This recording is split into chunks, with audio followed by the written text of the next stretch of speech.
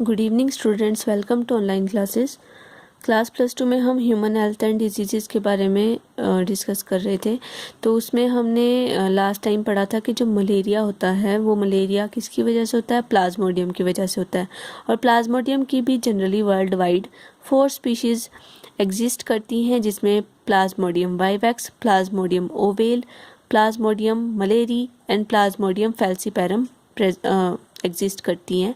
और इनमें से जो प्लाज्मोडियम फैल्सीपैरम है ये सबसे ज़्यादा फैटल टाइप की जो स्पीशीज़ है वो मानी जाती है। अगर हम जनरल वे में प्लाज्मोडियम के लाइफ साइकिल की बात करते हैं तो प्लाज्मोडियम का जो लाइफ साइकिल है वो जनरली टू होस्ट्स के अंदर कंप्लीट होता है। एक तो इसमें जो होस्ट है वो है ह्यूमन बीइंग, दूसरा जो होस्ट है वो है मॉस्किटो। इसमें से जो एनोफ्लीज मॉस्किटो है, फीमेल एनोफ्लीज है, उसे प्राइमरी होस्ट माना जाता है क्योंकि उसके अंदर सेक्सुअल रिप्रोडक्शन कंप्लीट होती है। और जो ह्यूमन बीइंग है उसे एसेक्सुअल रिप्रोडक्शन उसके अंदर कंप्लीट होती है और उसे सेकेंडरी होस्ट माना जाता है।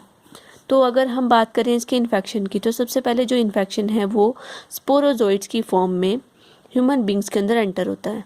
जो मॉस्किटोज़ होते हैं, मॉस्किटोज़ की बाइट के अंदर मतलब उसके सलाइवा के अंदर स्पोरोजोइड्स आते हैं। स्पोरोजोइड प्लाज्मोडियम की एक स्टेज होती है जिसके थ्रू वो ब्लड स्ट्रीम में एंटर करते हैं। अगर हम बात करें प्लाज्मोडियम की लाइफ साइकिल की, तो प्लाज्मोडियम की जो लाइफ साइकिल है उसे जनरली 3 फेजेस में डिवाइड किया गया है। First is schizogony, second is gamogony, third is sporogony.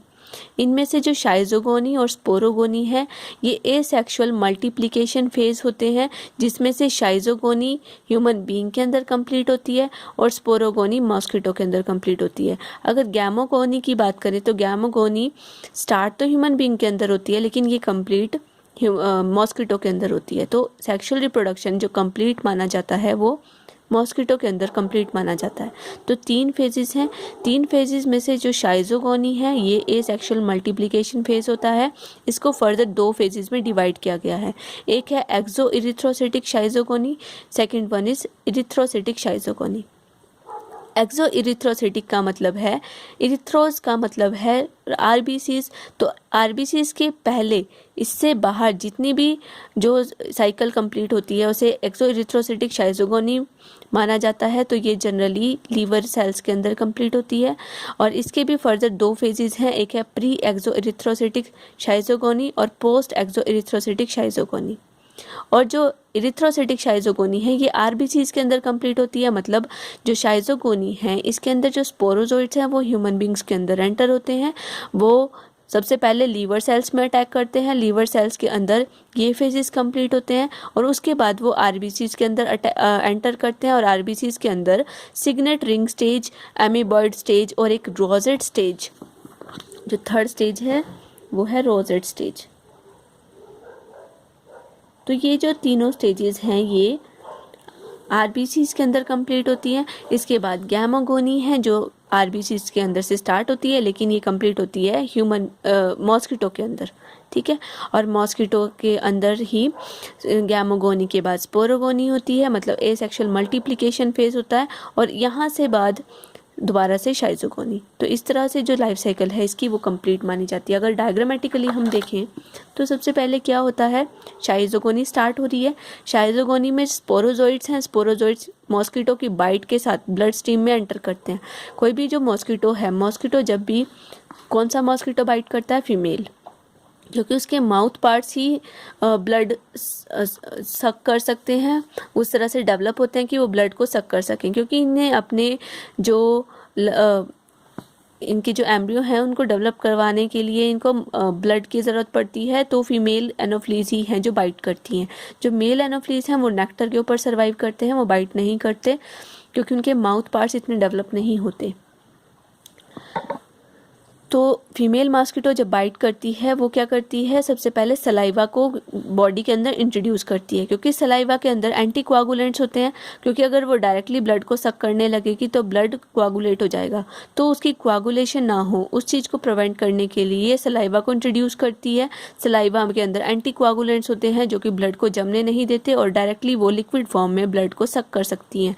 तो जैसे ही वो सलाइवा को ब्लड स्ट्रीम में किसी भी ह्यूमन बीइंग को बाइट करती है तो उस दौरान वो स्पोरोजोइड्स को ब्लड में डाल देती है। वो जो स्पोरोजोइड्स हैं, वो स्पोरोजोइड्स सबसे पहले स्पिंडल शेप्ड के होते हैं। वो क्या करते हैं, ब्लड स्ट्रीम के साथ लीवर सेल्स में जाके एंटर कर जाते हैं। जैसे ही वो लीवर सेल्स में एंटर करते हैं, लीवर सेल्स में एंटर करने के बाद वो अपनी शेप को चेंज कर देते हैं। वो स्पोरोजोइड्स यानी स्पिंडल शेप की फॉर्म में एंटर हुए थे, उसके बाद वो क्या करते हैं, लीवर सेल्स के अंदर अपनी जो शेप है उसको राउंडेड कर लेते हैं और उन स्ट्रक्चर्स को बोलते हैं क्रिप्टोजोइड्स। ठीक है, मतलब एक तरह से हिडन जॉइड्स हैं, क्रिप्टोजॉइड्स हैं, हिडन छोटे छोटे स्ट्रक्चर्स हैं और वो लीवर सेल्स के अंदर डेवलप होते हैं। और क्रिप्टोजॉइड्स के अंदर क्या है, क्रिप्टोजॉइड्स के अंदर जो साइटोप्लाज्मा है वो डिवाइड कर जाता है और इसके अंदर बहुत सारी सेल्स फॉर्म हो जाती हैं। डिवाइड मल्टीपल फिजन यहाँ पे होता है और इस कंप्लीट स्ट्रक्चर को बोलते हैं शाइज़ोन्ट।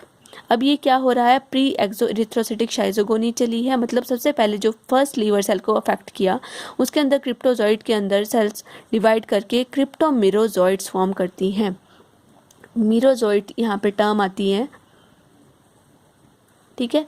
तो क्रिप्टोमिरोजॉइड जब वो अंदर हैं वो क्रिप्टोमिरोजॉइड्स हैं और इस पूरे स्ट्रक्चर को बोलेंगे शाइज़ोन्ट। तो शाइज़ोन्ट क्या है, वो राउंडेड स्ट्रक्चर्स हैं जिसके अंदर क्रिप्टोमिरोजॉइड्स डेवलप हुए हैं, वो राउंडेड स्ट्रक्चर्स डेवलप हुए हैं। उसके बाद क्या है, वो लीवर सेल के अंदर से बहुत सारे क्रिप्टोमिरोजॉइड्स यहाँ पे फॉर्म हो चुके हैं। अब वो लीवर सेल बर्स्ट करती है। जैसे ही वो बर्स्ट करती है, वो मिरोजॉइड्स वहाँ से निकल के दूसरी लीवर सेल को अफेक्ट करते हैं। उन्हें जैसे ही वो दूसरी सेल्स के अंदर जाते हैं उन्हें बोलते हैं मेटाक्रिप्टोजॉइड्स। ठीक है, क्रिप्टोजॉइड्स जब सबसे पहले स्पोरोजॉइड राउंडेड स्ट्रक्चर फॉर्म करते हैं उन्हें क्रिप्टोजॉइड बोलते हैं। क्रिप्टोजॉइड मिरोजॉइड में चेंज हो जाते हैं अंदर क्रिप्टोमिरोजॉइड्स, ठीक है, और इस कंप्लीट स्ट्रक्चर को शाइज़ोन्ट बोलते हैं। शाइज़ोन्ट के अंदर से मिरोजॉइड बाहर निकल जाते हैं बर्स्टिंग के थ्रू और वो दूसरी सेल्स को अफेक्ट करते हैं, इन्हें बोलते हैं मेटाक्रिप्टोमिरोजॉइड्स। ठीक है, अब इसके अंदर से अब ये कौन सा फेज आ गया, पोस्ट एक्सो इरिथ्रोसाइटिक शाइज़ोगोनी, मतलब एक लीवर सेल से अब दूसरी लीवर सेल्स भी अफेक्ट होनी स्टार्ट हो गई। अब जैसे ही इसका इन्फेक्शन बढ़ना स्टार्ट हुआ, अब ये मेटाक्रिप्टोमिरोजॉइड्स हैं, यानी आप यहाँ पे मिरोजॉइड सिंपली टर्म यूज़ कर सकते हैं। ये जो मिरोजॉइड्स हैं यहाँ से निकलते हैं बाहर, स्पिंडल शेप के हो जाते हैं और ये जाकर क्या करते हैं, आरबीसीज में एंटर कर जाते हैं। अब यहाँ पर स्टार्ट हो गया सेकेंड फेज, यानी कि इरिथ्रोसाइटिक शाइज़ोगोनी। अब क्या करते हैं, अब यहाँ पर तो इन्होंने अपने नंबर को इंक्रीज किया। अब जो मिरोजॉइड फूड को गेन करने के लिए, न्यूट्रिएंट्स के लिए दूसरे सेल्स में एंटर करते हैं, उनके लिए टर्म आती है ट्रोफोजॉइड्स। अब मिरोजॉइड्स क्या करते हैं, आरबीसीज के अंदर एंटर करते हैं। आरबीसीज के अंदर वो क्या करेंगे, एक स्टेज बनाते हैं जिसे बोलते हैं सिग्नेट रिंग स्टेज। जैसे ही ये अंदर एंटर करते हैं, इरिथ्रोसाइटिक शाइज़ोगोनी स्टार्ट हो जाती है। ये मिरोजॉइड जैसे एंटर करे और यहाँ पे न्यूट्रिशन लेना शुरू कर देते हैं और जो आरबीसीज हैं, आरबीसीज के अंदर रिंग लाइक स्ट्रक्चर फॉर्म कर देते हैं और उस स्टेज को बोलते हैं सिग्नेट रिंग स्टेज। इस स्टेज में ही इन्फेक्शन का पता चलता है।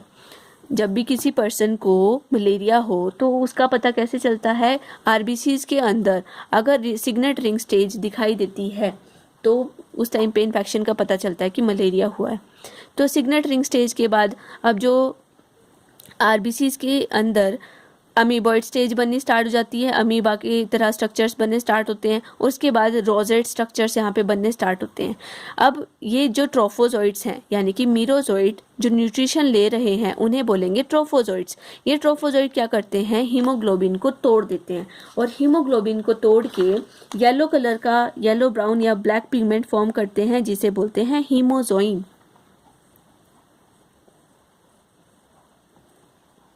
हीमोजोइन ही क्या है, एक टॉक्सिक मटेरियल यहाँ पे फॉर्म हो जाता है। ठीक है, और 36 आवर्स के बाद जो ट्रोफोजॉइड्स हैं वो मैच्योर हो जाते हैं, फिर वो राउंडेड स्ट्रक्चर बन जाते हैं और वो वहाँ से फिर क्या करते हैं, अपने नंबर को इंक्रीज करते हैं, मेटाबॉलिक वेस्ट और टॉक्सिन्स वहाँ पर प्रोड्यूस करते हैं। जैसे ये टॉक्सिन्स यहाँ पे आरबीसीज के अंदर प्रोड्यूस होता है और इसकी वजह से ही इन्फेक्शन फैलना स्टार्ट हो जाता है। अब जो मिरोजॉइड्स हैं वो क्या करते हैं, अपने आप को साइटोप्लाज्मा के अंदर एक फ्लावर की तरह अरेंज कर लेते हैं और एक रोजेट स्टेज वहाँ पर फॉर्म हो जाती है।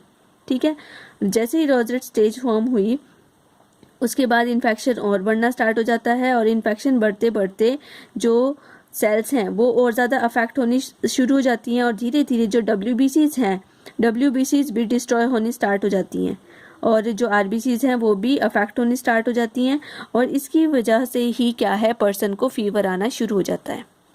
अब ज़्यादातर जो सेल्स हैं वो क्या करेंगी, दूसरी RBCs को रप्चर करती हैं, हीमोजॉइड पार्टिकल्स यहाँ पे फॉर्म करती हैं, और धीरे धीरे क्या है, उसके अंदर कुछ एक सेल्स क्या करेंगे, अब अपने नंबर को उन्होंने इंक्रीज करना है, अपनी जनरेशन को ख़त्म भी नहीं करना है, तो वो जो मीरोजॉइड्स हैं वो क्या करेंगे, उनके अंदर गैमेटोसाइट्स फॉर्म होने शुरू हो जाएंगे। ठीक है, जो यहाँ पर RBCs हैं इसके अंदर फीमेल गैमेटोसाइट यानी कि जो मैक्रो गैमेटोसाइट यानी कि फीमेल गैमेटोसाइट फॉर्म हो जाएंगे, और माइक्रो गैमेटोसाइट यानी मेल गैमेटोसाइट फॉर्म होने स्टार्ट हो जाएंगे। अब ये ब्लड के अंदर आ गया है। अब जैसे ही क्या होगा, कोई भी मच्छर, फीमेल एनोफ्लीज ऐसे पर्सन को, इन्फेक्टेड पर्सन को बाइट करता है, उस पर्सन के ब्लड में क्या है, मेल गैमेटोसाइट है और फीमेल गैमेटोसाइट्स हैं, वो उसके ब्लड को एनगल्फ कर लेता है, सक कर लेता है, और वो सक करके, अगर उसने सक कर लिया, मतलब अगर इन्फेक्टेड पर्सन है उसके अंदर फीमेल और मेल गैमेटोसाइट हैं और उसने सक कर लिया, तब तो ये आगे मूव करेंगे, वरना ये यहीं पर ख़त्म हो जाती है इनकी स्टेज। ठीक है, वरना इन्फेक्शन इसी स्टेज में फैलता रहता है। और मेल गैमेटोसाइट फीमेल गैमेटोसाइट को अगर टाइम पर किसी मच्छर ने बाइट कर लिया, तो ये दोनों फीमेल एनोफ्लीज के द्वारा सक कर लिए जाते हैं और जाकर उसके माउथ में आएंगे, माउथ से उसके स्टमक में आएंगे, स्टमक में जाकर क्या होगी, उसकी फर्टिलाइजेशन होगी। मतलब जो गैमेटोसाइट हैं, गैमेटोसाइट से गैमेट्स बनेंगे, मेल गैमेट और फीमेल गैमेट। स्टमक के अंदर फर्टिलाइजेशन होती है, फर्टिलाइजेशन के बाद जाइगोट बनता है, जाइगोट के बाहर स्ट्रक्चर फॉर्म हो जाता है थिक सा, और उस स्ट्रक्चर को बोलते हैं ऊकाइनीट। जाइगोट चेंज हो जाता है ऊकाइनीट में। अब ऊकाइनीट में से क्या होगा, स्पिंडल शेप स्ट्रक्चर फॉर्म हो जाएंगे, और स्पिंडल शेप स्ट्रक्चर उसकी स्टमक की, और ये इतने रेजिस्टेंट होते हैं कि जो स्टमक के अंदर एसिड होता है वो इसको किल नहीं कर सकता, जो ऊकाइनीट है उसको ख़त्म नहीं कर सकता, और ऊकाइनीट स्पिंडल शेप बन जाता है, मतलब जो स्पिंडल शेप स्ट्रक्चर बने उसे ऊकाइनीट बोलेंगे, और ये जाकर इसकी वॉल के अंदर, जो स्टमक है इसकी वॉल के अंदर एंटर हो जाता है। स्टमक की वॉल के अंदर जैसे ही एंटर होता है, इस स्ट्रक्चर को बोलते हैं oocyst। अब जो oocyst है, oocyst के अंदर स्पोरोगोनी स्टार्ट हो जाती है। ठीक है, oocyst के अंदर जो साइटोप्लाज्मा है वो डिवाइड करता है, डिवाइड करने के बाद oocyst के अंदर स्पिंडल शेप्ड स्ट्रक्चर्स फॉर्म हो जाते हैं, स्पोरोजोइड्स फॉर्म हो जाते हैं, और वो धीरे धीरे वहाँ से स्लैवरी ग्लैंड्स में पहुँच जाते हैं। स्लैवरी ग्लैंड से अब मॉस्किटो के सलाइवा में आ जाएंगे। अब जैसे ही मॉस्किटो बाइट करेगा तो स्पोरोजोइड्स के अंदर आ जाएंगे। तो हुआ क्या, स्पोरोजोइड से इन्फेक्शन हुआ, मॉस्किटो के थ्रू ब्लड स्ट्रीम में स्पोरोजोइड्स आए, स्पोरोजोइड से क्रिप्टोजोइड्स बने, राउंडेड स्ट्रक्चर्स, जो कि साइटोप्लाज्मा जिसका डिवाइड करता है और क्रिप्टोमेरोजोइड्स फॉर्म करता है, उस कंप्लीट स्ट्रक्चर को साइटोडोंट बोलते हैं। ये प्री-एरिथ्रोसाइटिक शाइजोगोनी हो गई। इसके बाद ये दूसरी लीवर सेल्स को अफेक्ट करेंगे, और क्रिप्टोमेरोजोइड्स, इन मेटा क्रिप्टोमेरोजोइड्स इनको बोलेंगे, वो पोस्ट एक्सोरिथ्रोसाइटिक शाइजोगोनी हो जाएगी, और वहाँ से मेरोजोइड्स वहाँ से निकल कर RBCs के अंदर इन्वेड हो जाएंगे, वो एरिथ्रोसाइटिक शाइजोगोनी हो जाएगी। वहाँ पर इन मेरोजोइड्स के लिए हम ट्रोफोजोइड्स टर्म यूज़ करते हैं। Trophozoite signet ring stage form करते हैं, फिर अमीबॉइड स्टेज फॉर्म करते हैं, फिर यहाँ पर रोजेट स्टेज फॉर्म करते हैं। ये यहाँ पर हीमोग्लोबिन को रप्चर करके हीमोजोइन फॉर्म करता है, और यहाँ पर ये डिवाइड करके RBCs के अंदर टॉक्सिक मटेरियल प्रोड्यूस करता है अपनी मेटाबॉलिक एक्टिविटी के थ्रू, और RBCs के अंदर ही ये फीमेल और मेल गैमेटोसाइट फॉर्म करता है, जिसे जो मॉस्किटो है वो बाइट कर लेता है, और बाइट करने के बाद यहाँ पर मेल और फीमेल गैमेट बनते हैं, गैमोगोनी होती है, और इसकी फर्टिलाइजेशन होती है। फर्टिलाइजेशन के बाद स्टमक के अंदर जाइगोट जाता है, जाइगोट से स्पिंडल शेप्ड स्ट्रक्चर ऊकाइनेट बनता है, ऊकाइनेट एंटर कर जाता है स्टमक की वॉल के अंदर, वहाँ पे oocyst बनता है, oocyst से फिर फ्री स्पोरोजोइड्स बनते हैं, जो कि स्लैवरी ग्लैंड्स में आ जाते हैं, स्लैवरी ग्लैंड से फिर फर्दर इन्फेक्टेड पर्सन में आ जाते हैं। तो मलेरिया एक दम से नहीं होता, ये इस तरह से पूरी साइकिल होती है जिसके थ्रू मलेरिया होता है। अब इसमें जो मलेरिया होता है, मलेरिया के लिए बहुत सारे प्रिवेंटिव मेजर्स हैं। या तो मॉस्किटोज़ को डिस्ट्रॉय किया जाए, मतलब इसके बारे में आपने पढ़ा ही है कि जो डीचेस हैं, पोंड्स हैं, उसको ड्रेन ऑफ करके रखें ताकि वहाँ मलेरिया मॉस्किटोज़ ना पनप सकें। और अगर वहाँ पर ऐसे प्लेसेस हैं जहाँ पर पानी भरा होता है तो उसके ऊपर केरोसिन को स्प्रिंकल कर दें ताकि जो केरोसिन है वो एक लेयर फॉर्म कर दे और जो मॉस्किटोज़ हैं उसके लार्वा ही वहाँ सर्वाइव ना कर सकें। और इसके अलावा DDT या BHC का छिड़काव किया जा सकता है। इसके अलावा बहुत सारे इंसेक्टिवोरस प्लांट्स हैं, उसको भी क्या कर सकते हैं, पोंड्स वगैरह में इंट्रोड्यूस कर सकते हैं, जैसे यूट्रिकुलेरिया वगैरह है उसको इंट्रोड्यूस कर देते हैं ताकि वहाँ पर जो मॉस्किटो हैं उसके लार्वा सर्वाइव नहीं कर सकें। और DDT वगैरह के लिए तो वैसे जो मॉस्किटोज़ हैं वो रेजिस्टेंट बन रहे हैं तो उसका इस्तेमाल अब बंद है, लेकिन उसके अलावा बहुत सारे दूसरे केमिकल्स हैं उसका इस्तेमाल भी हो रहा है ताकि इसकी ग्रोथ को कम किया जा सके। इसके अलावा अगर ऑफेंसिव मेजर्स की बात करें मलेरिया के अगेंस्ट तो बहुत सारी एक क्विनीन, आपने नाम सुना होगा, क्विनीन प्रोवाइड की जाती है। क्विनीन एक ट्री होता है, सिनकोना ट्री की बार्क से इसको एक्सट्रैक्ट किया जाता है। तो इसको पहले दिया जाता था, क्विनीन की गोलियां दी जाती थी जब मलेरिया होता था। इसके अलावा सिंथेटिक ड्रग्स हैं, क्लोरोक्वीन, फॉस्फेट है, प्रीमाक्वीन है, इसको यूज़ किया जाता है। इसके अलावा बहुत सारी सिंथेटिक वैक्सीन्स हैं जो कि मलेरिया के अगेंस्ट दी जाती हैं। इसके अलावा ये गाइडलाइंस दी जाती हैं कि रात के टाइम पे, शाम के टाइम पे आप अपने जो हैंड्स हैं, फीट हैं, उसको कवर करके रखें। मॉस्किटो रिपेलेंट क्रीम्स का इस्तेमाल करें ताकि जो मॉस्किटोज़ हैं वो बाइट ना कर सकें। और ज़्यादा से ज़्यादा सफाई का ध्यान रखें। जितनी ज़्यादा कंडीशंस साफ़ सफाई वाली होंगी उस जगह पे जो मच्छर है वो पनप नहीं सकेंगे। अगर खुली जगह है, पानी है वहाँ पर, तो उसकी भी देख रेख होनी चाहिए कि उसके ऊपर आप जो केरोसिन है, केरोसिन ऑयल को स्प्रिंकल करें ताकि अगर वहाँ पर मॉस्किटोज़ हैं वो लग रहे हैं तो वो भी मर जाएं। इसके अलावा जो कांग्रेस ग्रास होती है, कांग्रेस ग्रास के अंदर भी बहुत सारा ज़्यादा मच्छर होते हैं, तो झाड़ियाँ या घास वाला जो एरिया है वो भी नहीं होना चाहिए। और ग्रोथ के लिए तो खैर वाटर बॉडीज़ हैं, अगर उसको ही आप क्लीन रखें और उसको मतलब चेक करते रहें तो इसके थ्रू आप क्या कर सकते हैं, मलेरिया से बच सकते हैं। इसके बाद आती हैं आपकी दूसरी डिसीज़ेज़ जैसे अमीबियासिस, उसको हम नेक्स्ट लेक्चर में कंटिन्यू करेंगे। Thank you class.